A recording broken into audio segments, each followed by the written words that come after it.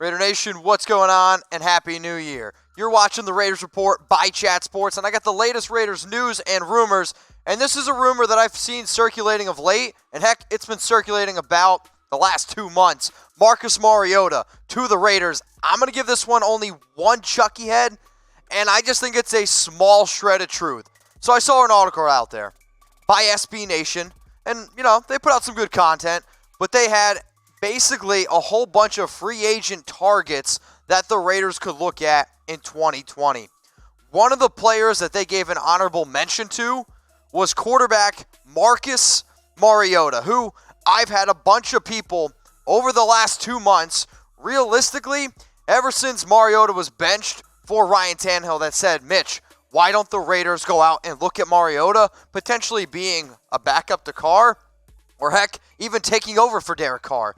Now, this is what Marcus Mariota and Ryan Tannehill have done this season for the Tennessee Titans. The record is the glaring one. Mariota 2-4, Ryan Tannehill 7-3, led his team to the playoffs. Now, you can look at touchdowns, you can look at interceptions, but if you actually watch the football games, Ryan Tannehill, and I can't even believe I'm about to say this, was very impressive and probably earned himself a new contract. And that's why you're going to see Marcus Mariota more than likely becoming a free agent in 2020.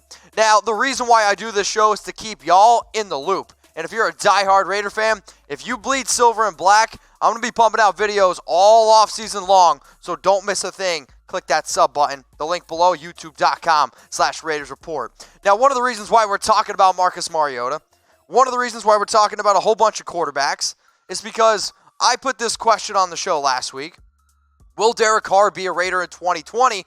Because there's a report out there that Carr's future with the team, it's uncertain. And when Carr was asked what's going to happen, he said, we'll see when that time comes.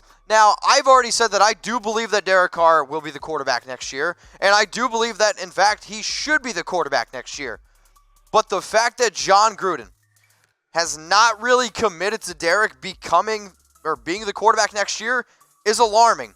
And when you look at his contract, the Raiders don't really need to hang on to him anymore. When you looked at this past year, if the Raiders would have cut him, it would have cost them over $25 million in dead cap.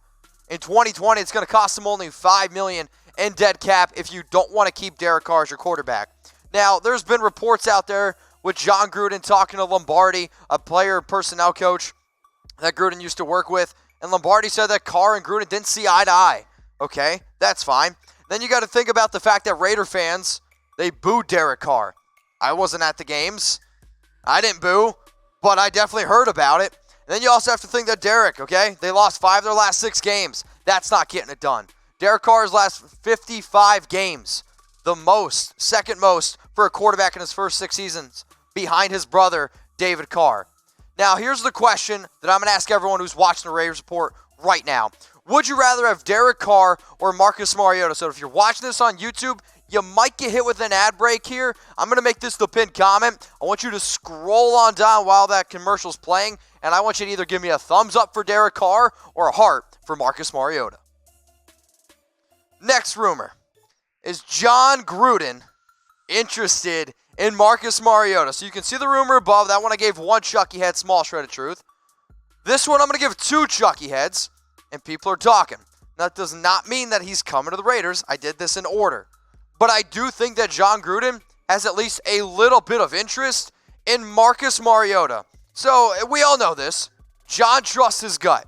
And if he thinks that he has something special in somebody, he's going to go out and try to get him. And I'll be honest, I laughed at the whole Nathan Peterman experiment, but Peterman actually looked pretty good. We also know that he wants a quarterback that can stretch the field. And unfortunately, I don't really think that Derek Carr is the type of quarterback that you're really going to be able to stretch the field with. Now, Jon Gruden also thought that Mariota should have been the number 1 pick in the 2015 NFL Draft ahead of Jameis Winston, and, well, Jameis proved that he was, well, Jameis. But Marcus Mariota hasn't lived up to the hype either. Now, I am going to show you guys some quotes here in a little bit that are a little bit farther back, but the real thing that I really want to hint on, and you guys are always saying, we need a mobile quarterback, and we need a quarterback that needs to stretch the ball down the field. The reason why that y'all are saying that we're not taking chances, I mean, here it is. the lowest air yards per completion in 2019. So what does this mean? How far the ball travels per completion. Derek Carr, number 5, fifth worst in the NFL, 4.9. Now, that is also dead last among starting quarterbacks. He was behind guys like Mitchell Trubisky, Joe Flacco, and y'all know how much I love those two quarterbacks. Does Derek need to take chances? Yes, he absolutely does. So now this is what Jon Gruden had to say about Marcus Mariota during the 2015 pre-draft process. I don't understand why he isn't the number 1 player in this draft on Mel Kiper's big board. Should have been Tom Downey's. I don't know anybody in this draft that can do for a football team what Mariota can do. Second part of the quote. He runs a 4.52 40. He's incredibly elusive, and man, is he a playmaker and a great competitor. I see him functioning in the pocket, out of the pocket, and if you want to run a run, zone read, he'll rip the defense apart. Now, Marcus Mariota, we know, was a quarterback when he first came out of Oregon, could run, he could pass, and when you look at what he did in 2016, I was like, man, this kid might be the next total. He could literally change what we're about to see in quarterbacks, kind of like what we're seeing this year in Lamar Jackson. And I get asked all the time, Mitch, can the Raiders find a Lamar Jackson? They don't grow on trees. But maybe you might be able to get a little bit of a discounted version, very discounted version, in a Marcus Mariota. And if you want a quarterback that's a little bit more mobile, Mariota is much more mobile than Derek Carr. Most quarterbacks are. I mean, Derek hasn't had over 100 rushing yards over the last 4 years. Mariota, yes, I don't think he wants to run, and he is a little bit injury prone, but he at least gives you the ability to run. And John, if he liked him coming out of the draft, Mike Mayock liked him coming out of the draft, all I'm saying is, if Gruden's interested, it's something that we're going to talk about the entire offseason. So here's a question for everyone. Should the Raiders sign Marcus Mariota? I want you to type Y for yes, and I want you to type N for no. And I want you to really, really think about this, okay? Because either you can say, yes, the Raiders should sign him either to be a starter, or heck, maybe Derek just needs a little bit of a backup quarterback that has a real threat to take his job. So should the Raiders sign Marcus Mariota? Type Y for yes, type N for no. And before I tell you how much I think Marcus Mariota will make in 2020, I want to give a special shout out to my good friends BetDSI, the internet's #1 sports book. If you guys want to bet on the NFL playoffs, you want to bet on Raiders games next year, you want to bet on the NBA, there is one place to do it and one place only. That's at BetDSI. Use that promo code Raiders120 at chatsports.com/bet to get the deal. So I think Marcus Mariota is going to be a backup quarterback in 2020. So what I wanted to show you guys is the highest paid backups in 2019. Eli Manning, $17 million. Wow. Teddy Bridgewater, $7.25. Tyrod Chase Daniel at $6 million. And yet Brian Hoyer at $5 million. So what I want you to do is see those numbers, and I want you to soak it in, okay? I want you to think about how much those quarterbacks are paying, because now I'm going to ask you this. How much would you pay Marcus Mariota per year? That is a big-time thing. You can't just go out and throw a whole bunch of money at him. So when you really think about it, I want you to think about how much money you would pay Marcus Mariota per year, okay? So throw it in the comments section. For me, I would pay Marcus Mariota about $6 million a year. That's what I think he's going to get in free agency.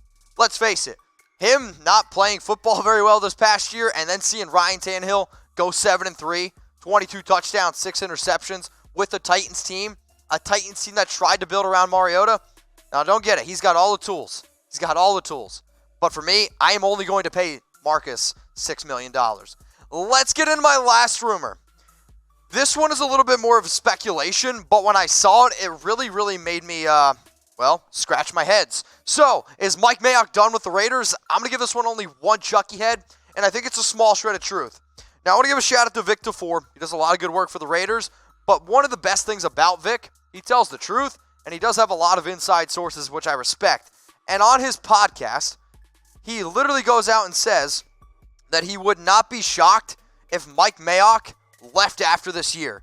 Now, again, this is merely only a speculation, but he goes on to say that basically Mark Davis and Jon Gruden seem to be getting along fine, and it kind of makes it seem like Mike Mayock, well, he's just being thrown out. So here's the quote that Vic talks about. The Antonio Brown incident definitely left a mark.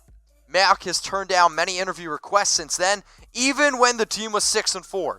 I don't know if this job is as great as he envisioned it being. even with the draft success.